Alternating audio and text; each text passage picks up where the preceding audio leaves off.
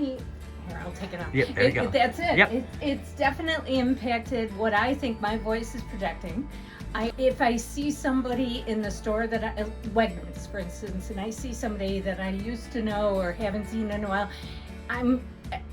before COVID, I would have been able to yell out, "Hey, Gavin!" But I know my voice won't travel that far, so, you know. Like, I feel closer to a lot of people than I used to because all the time spent indoors, and I don't know, I feel like more people, people are more open to like meeting other people. Actually, it's affected a lot. I've been here for like 20 years, and I know a lot of people around here, but it's so weird when people come in the store having masks on. You can't tell like who is this, and some people have very weird masks and they put it all on their head, and coming in the store is kind of dangerous to come with a covered face. You never know who's gonna rob. With it being winter, not many people want to come out, but when the weather was nicer, it was very easy for me and very, very easy and not hard for me to make contact with my neighbors because of my dog, because my dog is so cute. Honestly, it hasn't really affected me all that much because I'm kind of already a homebody as is. So like, I didn't really feel the need to build up relationships. $700 a week was really great, and it made me really not hate having to stay home. Like, I bought a mini bike.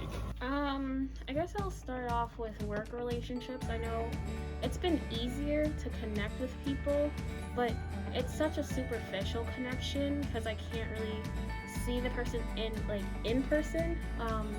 So it has affected my ability to like interact with people because since everything's on Zooms or like Teams or whatever, it's like people have their screens off or their mics off, so it's like it's more robotic. So COVID-19 has affected me in a lot of ways. Notably, it's put a lot of stress on my friendships because it's been really polarizing, you know. So it's led to a lot of disagreements and not knowing what's true with all the misinformation. So when I think of when the pandemic started, I think about where I was in life. I was at a really great internship, always interacting with people, and I lived with 15 other people in my house. So the plethora of individuals and plethora of personalities was just evident. And I think about how quickly that was taken from us, not just myself, but everybody, and how we were forced into this lockdown and this sort of isolation period.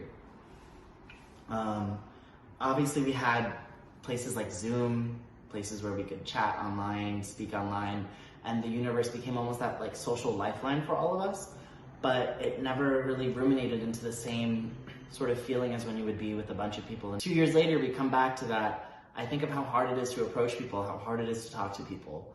And I think about how you want to ask someone to go out for a drink, and we're talking about these contentious issues like masks, like vaccines, like are you vaccinated? Are you okay with wearing a mask? Are you immunocompromised? And I just take this time to reflect and think about how these things that should be great unifiers have become these great dividers and culture wars. And it's just become so impossible to like strike a conversation with someone